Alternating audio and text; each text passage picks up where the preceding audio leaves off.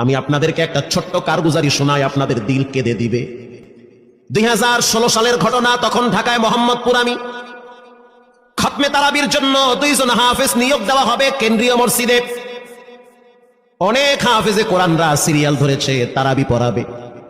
কার মনে না চায় এত বড় এক মসজিদে আমি যদি চান্স পাইতাম তো আমার কপালটা খুলে যেত। শুক্রবার দিন সবাই দরখাস্ত রাখলো, ইন্টারভিউ শুরু হয়ে গেল। পরের জুমায় অসংখ্য ছাত্রদেরকে দেখছি খতমে তারাবির জন্য ইন্টারভিউ সিরিয়াল দিয়েছে। ইন দি মিন টাইমে মসজিদের বারান্দার দরওয়াজায় কে যেন নক করতেছে। খাদেম সাহেব আস্তে করে জালনা খুইলা উকি মাইরা দেখতেছে যে 2টা ছোট বাচ্চা বাহিরে দাঁড়িয়ে আছে, একেবারে অল্প বয়স। খাদেম প্রশ্ন করলো, তোমরা কারা, কেন আসছো? বলে, আমরা 2 জন আসছি খতমে তারাবির ইন্টারভিউ দেওয়ার জন্য।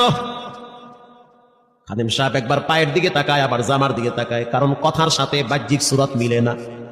অন্য অন্য ছাত্রদেরকে দেখছি কত উন্নত পোশাক পরে, গেটআপ কত সুন্দর করে ইন্টারভিউ দেওয়ার জন্য আসছে। আর এই 2 জনের দিকে তাকায় দেখলাম মনে হয় রাস্তায় ভিক্ষা করতে করতে আইছে, মানায় না, একেবারে গরিব। খাদেম বলল, ইন্টারভিউর ম্যাচ শেষ, চলে যাও বাড়িতে, নেওয়া হবে না। যাদের ব্যাপারে পরীক্ষা নেওয়া হয়েছে তাদের ব্যাপারে ঘোষণা দেওয়া হবে। বাচ্চা 2টা নাসর বান্দা বলতে আছে, আমাদের তো টাকা নাই যে আমরা ভাড়া দিয়ে এখানে আসবো। বাবায় বড় কষ্ট করে 2-4টা টাকা জমা কইরা পকেটে দিয়া পাঠায় দিছে, এজন্য আসতে দেরি হয়েছে। খাদেমের বড় মায়া লাগছে, কারণ খাদেমও গরিবের সন্তান। ভিতরে গিয়া মুয়াজ্জিম সাহেবের বলতে আছে, ও ভাই, বাহিরে 2টা বাচ্চা দাঁড়ায় আছে, ওরা নাকি হাফেজে কোরআন, কিন্তু দেখলে তো মানায় না। মুয়াজ্জিম সাহেব ধমক দিয়া বলতে আছে, কোনো সুযোগ নাই, তাড়ায় দাও। খাদেম গিয়া ইমামের কানে কানে বলতে আছে, হুজুর, বাহিরে 2টা বাচ্চা দাঁড়িয়ে আছে, চেহারার ভিতরে এত মায়া, কিন্তু বাহ্যিক সুরত মিলে না, ওরা নাকি কোরআনের হাফেজ। পাশেই তো রহমানিয়ার মুহাদ্দিস সাহেব বসা আছে, তিনি বলতে আছে, কি ব্যাপার, ফিসফিস করে আপনি কি বলতেছেন?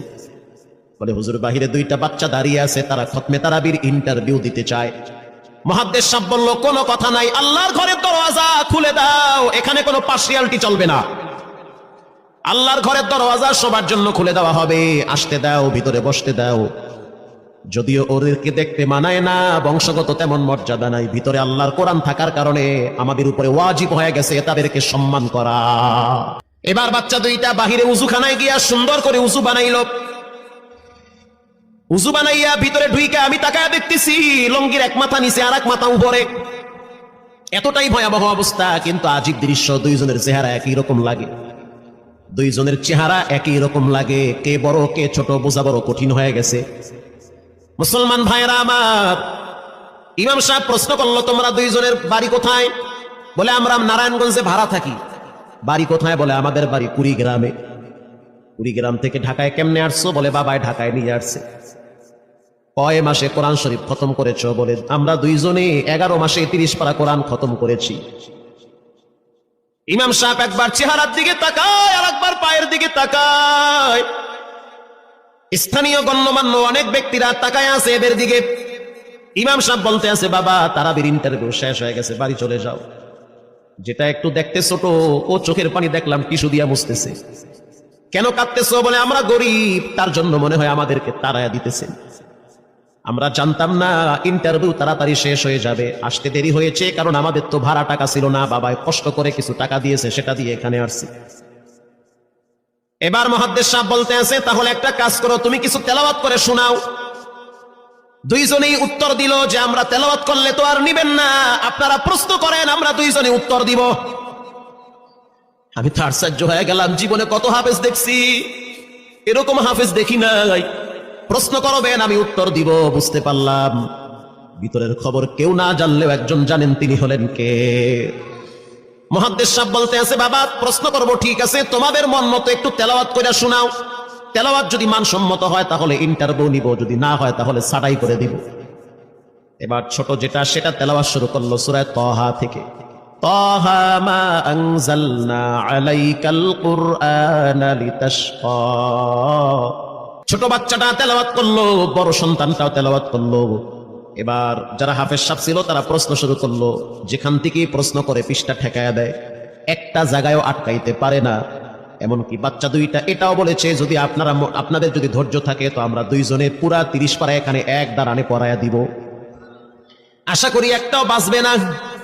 এত সুন্দর পড়াশোনার পরে মোতাল্লি সাহেব বলল সব বাদ, আমার কাছে এই দুইজনই পছন্দ হয়েছে।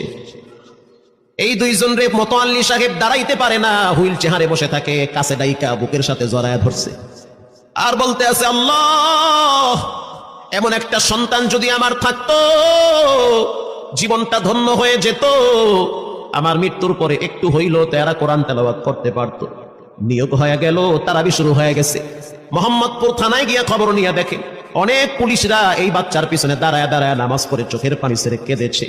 শুধু তাই নয়, অনেক হিন্দু মহিলারা পর্যন্ত রাস্তায় হাঁটার সময় তেলাওয়াতের আওয়াজে দাঁড়ায় দাঁড়ায় কোরআন শ্রবণ করেছে। শুধু তাই নয়, অনেক বড় বড় ডাকাত, মাস্তান, সন্ত্রাস, কিশোর গ্যাংরা পর্যন্ত দাঁড়ায় দাঁড়ায় কোরআনের আওয়াজ শুনেছে। 17ই রমজান দেশে বদর দিবস, হাজার হাজার মুসল্লি দাঁড়িয়ে আছি। ইমাম সাহেব জানে না যে এরা দুইজনে আপন মায়ের পেটের ভাই হয়, এটা ইমামের জানা নাই। দুইজনে তারাবি চলতে আছে, চমৎকার পড়া, পিছনে শত শত মাওলানা মুফতি দাঁড়ায় থাকে। মনে হইতেছে তেলাওয়াতের আওয়াজে আর এক জগতে হারিয়ে যায়, এত সুন্দর পড়া।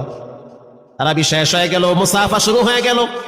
বাচ্চা দুইটারে কেউ বুকের সাথে জড়ায়, কেউ কপালে চুমা দেয়, বলে আল্লাহর কোরআনকে চুমা দেয়। হাজার হাজার মানুষ যখন আস্তে আস্তে নামাজ শেষ করে চলে গেল, একেবারে মসজিদের পিছনে বারান্দার পরে আরো একটা বারান্দা থাকে, ওই বারান্দায় এক লোক বসে বসে গামছা দিয়া চোখের পানি মুছতেছে। কিছুক্ষণ পরে লোকটা দেওয়ালের সাথে কপালটা ঠেকায় দিয়া একেবারে অস্থির হয়ে গেল, মনে হচ্ছে তার ভিতরে কাঁপুনি শুরু হয়ে গেছে। কিছু মুসল্লি গিয়া প্রশ্ন করলো, কি হয়েছে আপনার? বলে আমার কিছুই হয় নাই। টাকা লাগবে? বলে না, টাকা লাগবে না। তাহলে আপনি কেন এখানে কাঁদতেছেন? বলে আমি এমনি কাঁদতেছি, এটা কষ্টের কান্না না, এটা খুশির কান্না। এটা কষ্টের কান্না না, এটা খুশির কান্না, আনন্দর কান্না। আল বুকা মিনাল ফারাহ, অতি সুখে মানুষ কখনো কখনো কেঁদে দেয়, চোখের পানি ছেড়ে দেয়। ইমাম সাহেব বলল, পিছনে কে? লোকটা তাকে সামনে নিয়ে আসে। এবার লোকটাকে যখন কিছু দূর সামনে আনা হইল, ওই বাচ্চা দুইটা মসজিদের ভিতর থেকে দৌড় মাইরা গিয়া বলতে আছে, এই লোকটা আমার আব্বা, ইনি আমার আব্বা হয়।